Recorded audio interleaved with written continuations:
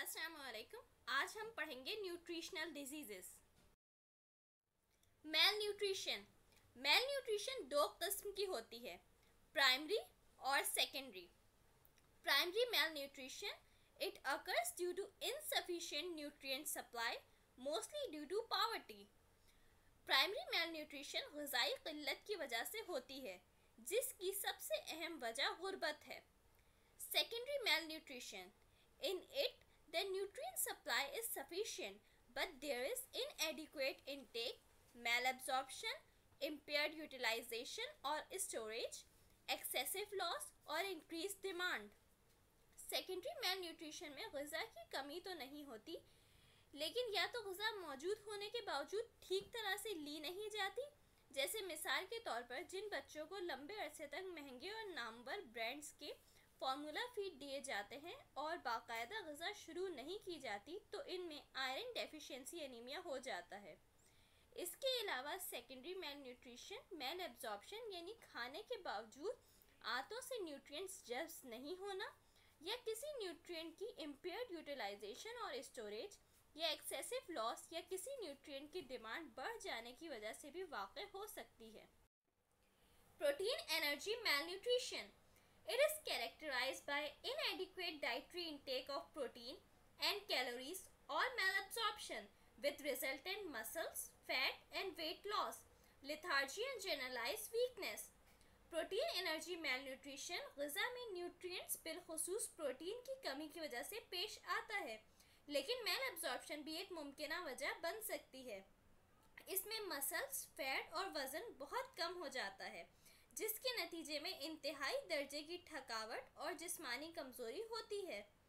यहाँ जो तस्वीर आपको नज़र आ रही है वो बहुत मशहूर है। इस मंज़र को फोटोग्राफर केविन कार्टर ने सूडान में जंग के नतीजे में कहत की वजह से यूनाइटेड नेशन के एक फूड कैंप से करीबन 50 मीटर के फासले पर कैमरे में महफूज किया। ये बच्चा ग़िज़ाई क़िल्लत से निढाल कैंप की जानिब रेंग रहा है और गिद्ध उसका ताक़ुब किए है। इस तस्वीर को 1994 में पुलिट्ज़र प्राइज़ फॉर फीचर फोटोग्राफी से नवाजा गया और अवार्ड हासिल करने के 4 माह बाद इस दिलखराश मंजर ने केविन कार्टर को खुदकशी पर मजबूर कर दिया। Protein energy malnutrition, it is characterized by inadequate dietary intake of protein and calories or malabsorption with resultant muscle, fat and weight loss, lethargy and generalized weakness।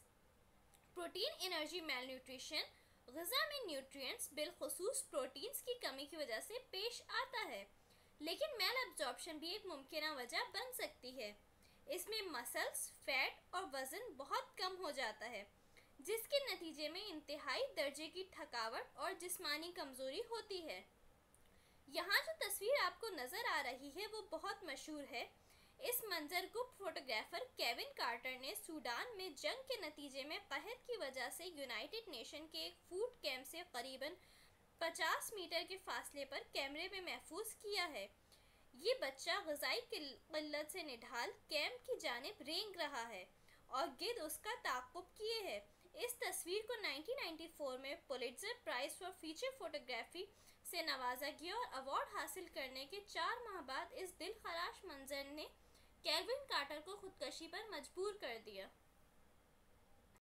Marasmus, a type of protein energy malnutrition, weight loss of 60% or more compared to normal for sex and age. There is growth retardation, anemia and immune deficiency are common with recurrent infections। Protein energy mail nutrition की बच्चों में दो अहम संगीन सूरतें हैं, marasmus और क्वाशरकोर। Marasmus के शिकार बच्चों का वज़न अपने हम उम्र बच्चों से 60% से भी ज़्यादा कम हो जाता है। इनकी नशोनुमा रुक जाती है। इन बच्चों में एनीमिया और इम्यून डेफिशिएंसी भी आम है और आए दिन मुख्तलिफ किस्म के इन्फेक्शंस होते रहते हैं। क्वाशरकोर, a type of protein energy malnutrition, occurs when protein deprivation is relatively greater than overall calorie reduction associated with protein loss from the body.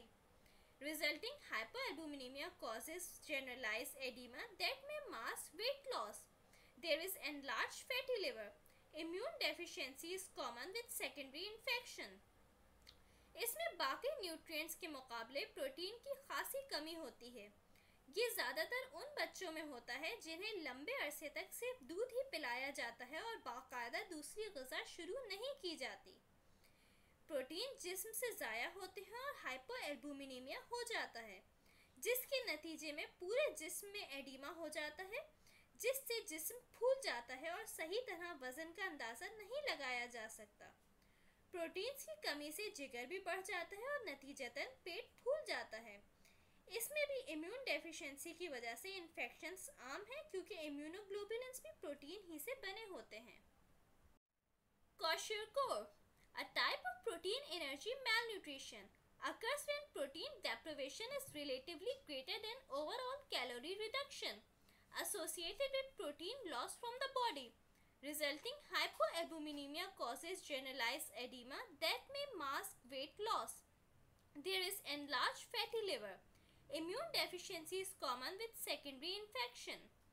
इसमें बाकी न्यूट्रिएंट्स के मुकाबले प्रोटीन्स की खासी कमी होती है।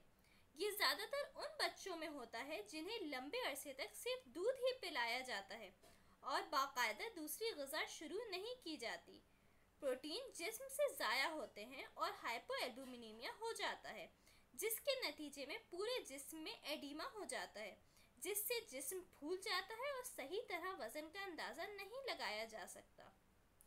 प्रोटीन्स की कमी से जिगर भी बढ़ जाता है और नतीजतन पेट फूल जाता है।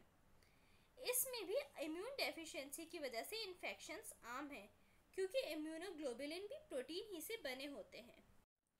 कैकेक्सिया, term used to describe protein energy malnutrition that occurs in chronically ill patients, for example cancer or AIDS. Cachexia occurs in roughly 50% of cancer patients and is the cause of death in a third. ये भी protein energy malnutrition ही की एक किस्म है जो तवील अरसे से बीमार मरीजों में देखने में आती है, जैसे कैंसर या एड्स के मरीजों में हमें देखने को मिलती है।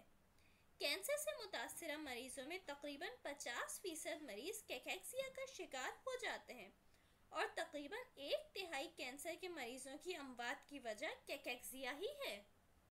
Anorexia nervosa, self induced starvation, highest death rate of any psychiatric disorder.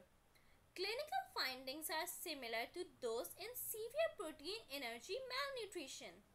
Sudden death due to arrhythmias in setting of hypokalemia. इस नफ्सियाती बीमारी का शिकार ख़वातीन अपने आप को खुद फाका कशी में मुब्तला कर लेती हैं। इन्हें यही महसूस होता है कि वो बहुत मोटी हैं और इसी दिमागी फतूर की वजह से कुछ नहीं खाती पीती। नफ्सियाती अमराज में अमवात की शरह देखी जाए तो सबसे ज़्यादा एनोरेक्सिया नर्वोसा ही के झेल में आती हैं। अगर क्लिनिकली देखा जाए तो इससे मुतासरा ख़वातीन भी कैकेक्सिया के मरीजों से काफ़ी मुमासलत रखती हैं। न्यूट्रिएंट्स के साथ इनमें इलेक्ट्रोलाइट्स की भी कमी होती है और पोटेशियम की कमी यानी हाइपोकैलेमिया से दिल की धड़कन तब्दील हो जाती है और अचानक मौत वाक़ई हो जाती है। Bulimia nervosa, it is characterized by food binging followed by self-induced vomiting.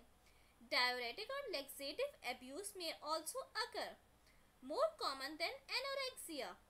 इससे मुतासरा मरीज खाने के खूब शौकीन होते हैं, लेकिन ज़्यादा खा लेने के बाद इनको एहसास होता है कि वो मोटे हो जाएंगे, तो वो खुद से तय करके अपना पेट हल्का करते हैं और इसी कोशिश में अक्सर पेशाब आवर या मुलय्यन अद्वियात का भी बेजा इस्तेमाल करते हैं।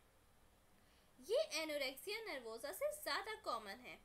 आप हैरान होंगे कि यहाँ लेडी डायना की तस्वीर क्यों लगाई गई है, तो आपको ये जान के हैरत होगी कि लेडी डायना भी इसी नफ्सियाती मर्ज का शिकार थी। विटामिन डेफिशिएंसीज, ये टॉपिक आपने इंटर में भी पढ़ा होगा, बायोकेमिस्ट्री में भी पढ़ा होगा और आगे मेडिसिन और पीड्स में भी पढ़ेंगे, तो ये आपको खूब अच्छी तरह जहन नशीन होगा। बहरहाल इसमें कई माइक्रोन्यूट्रिएंट्स हैं, तो आपकी आसानी के लिए ख़ास डिजीज़ेस को बोल्ड कर दिया गया है जो लाजमन याद होना चाहिए, जैसे विटामिन ए डेफिशिएंसी से नाइट ब्लाइंडनेस जिसमें रात के वक्त धुंधला नज़र आता है, विटामिन डी डेफिशिएंसी से बच्चों में रिकेट्स जिसमें हड्डियां नरम होकर मुड़ जाती हैं, और बड़ों में ऑस्टियोमलेशिया जिसमें हड्डियां कमज़ोर पड़ जाती हैं। विटामिन के डेफिशिएंसी से ब्लीडिंग डिसऑर्डर्स हो जाते हैं। विटामिन डेफिशिएंसीज, ये टॉपिक आपने इंटर में भी पढ़ा होगा, बायोकेमिस्ट्री में भी पढ़ा होगा, और आगे मेडिसिन और पीड्स में भी पढ़ेंगे, तो ये आपको खूब अच्छी तरह जहन नशीन होगा। बहरहाल इसमें कई माइक्रोन्यूट्रिएंट्स हैं, तो आपकी आसानी के लिए ख़ास डिजीज़ को बोल्ड कर दिया गया है जो लाजमन याद होना चाहिए। जैसे विटामिन ए डेफिशिएंसी से नाइट ब्लाइंडनेस, जिसमें रात के वक्त धुंधला नज़र आता है। विटामिन डी डेफिशिएंसी से बच्चों में रिकेट्स, जिसमें हड्डियां नरम पड़ जाती हैं, और बड़ों में। गुज़िश्ता स्लाइड में हमने फैट सॉल्युबल विटामिन्स पढ़े, ए, डी, ई और के। इस स्लाइड में हम कुछ अहम वाटर सॉल्युबल विटामिन्स की डेफिशिएंसीज देखते हैं। विटामिन B1 यानी थायमीन की डेफिशिएंसी से बेरी हो जाता है। ड्राई बेरी नर्वस सिस्टम, जबकि वेट बेरी कार्डियोवैस्कुलर सिस्टम को मुतासिर करता है। विटामिन B3 जिसे नियासिन भी कहा जाता है, इससे प्लेग्रा हो जाता है। प्लेग्रा में 3 खास सिम्टम्स होते हैं, डिमेंशिया यानी निसिया, डर्मेटाइटिस यानी स्किन इन्फ्लेमेशन, और डायरिया। इन सिम्टम्स को बआसानी 3D से याद रखा जा सकता है। विटामिन सी डेफिशिएंसी से स्कर्वी हो जाता है, जिसमें मसूड़ों से खून आता है। फोलेट की डेफिशिएंसी से मेगैलोब्लास्टिक एनीमिया हो जाता है, जिसमें RBCs बड़े हो जाते हैं, और अगर प्रेगनेंसी में इसकी डेफिशिएंसी हो तो पैदा होने वाले बच्चे में न्यूरल ट्यूब डिफेक्ट्स हो सकते हैं। ट्रेस मेटल्स, जिनमें आयरन की कमी से हाइपोक्रोमिक माइक्रोसाइटिक एनीमिया हो जाता है, जिसमें RBCs का साइज छोटा और रंग हल्का हो जाता है, जो मेगैलोब्लास्टिक एनीमिया का बिल्कुल उलट है। आयोडीन की कमी से गॉइटर हो जाता है, जिसमें थायराइड ग्लैंड बढ़ जाता है, और फ्लोराइड से डेंटल कैरीज हो जाती हैं, जिसे आम अल्फाज में कहा जाता है कि दांत में कीड़ा लग गया। तभी कहते हैं आपके टूथपेस्ट में फ्लोराइड है कि नहीं। Thank you. अल्लाह हाफिज़।